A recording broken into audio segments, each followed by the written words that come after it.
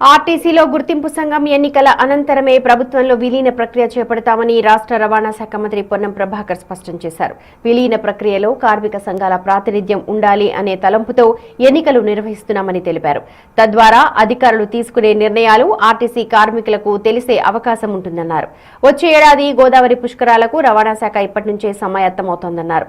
పెద్ద జిల్లాల్లో మంత్రి శ్రీధర్ బాబుతో పాటు కలిసి ఆయన పర్యటించారు. పెద్దపల్లి కేంద్రంలోని నిర్మాణంలో ఉన్న బస్ డిపో పనులను కూడా పరిశీలించారు. అనంతరం మంథని పట్టణంలో 93 లక్షలతో బస్ స్టేషన్ ఆధునీకరణ పనులకు మంత్రులు శంకుస్థాపన చేశారు. ఇక తర్వాత మంథని బస్ స్టాండ్లోని సౌకర్యాలను కూడా మంత్రులు పరిశీలించారు.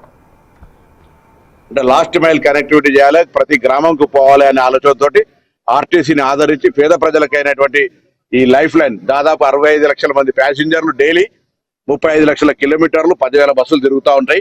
40,000 మంది పైన ఉద్యోగులు ఈ రోజు నిరంతరం చేపడుతున్నారు. వాళ్ళందరి కృషి మేరకే ప్రభుత్వ సంకల్పం ముందుకు సాగుతుంది. కాబట్టి వాళ్ళందరూ ఇందులో భాగస్వాములు. వాళ్ళ సంక్షేమం కొరకు అనేక నిర్ణయాలు తీసుకున్నాం.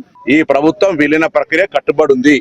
కొంతమంది ఎవరైనా దాన్ని దుష్ప్రచారం చేస్తే నమ్మకండి. మీ ప్రజాస్వామిక హక్కైన గుర్తింపు సంఘ ఎన్నికలు నిర్వహించి వాళ్ళ ప్రతినిధులను అధికారుల కమిటీతో వేసి విలీన ప్రక్రియ భవిష్యత్తు ఎక్కడ ఇబ్బంది లేకుండా ఉండాలని చేస్తా ఉన్నాం. మరొక్కసారి యావత్ తెలంగాణ ఆర్టీసీ కార్మికులు తెలంగాణ ప్రభుత్వ పక్షాన విలీనం మా ప్రభుత్వ బాధ్యత. మా రేవంత్ రెడ్డి ముఖ్యమంత్రి గారు, బట్టి విక్రమార్క గారి నాయకత్వంలో శ్రీధర్ బాబు గారు, వివేక్ గారు, లక్ష్మణ్ కుమార్ గారు, మేమందరం కూడా 5గురం దాదాపు 15 గంటలు కూర్చొని వాళ్ళ సంక్షేమం ఒకవేళ పట్టి లేకపోతే వాళ్ళ లెక్క 60-70 రోజులు సమ్మెకు మేము ఇడిచిపెట్టేటోళ్ళం. అట్లా చేయలే.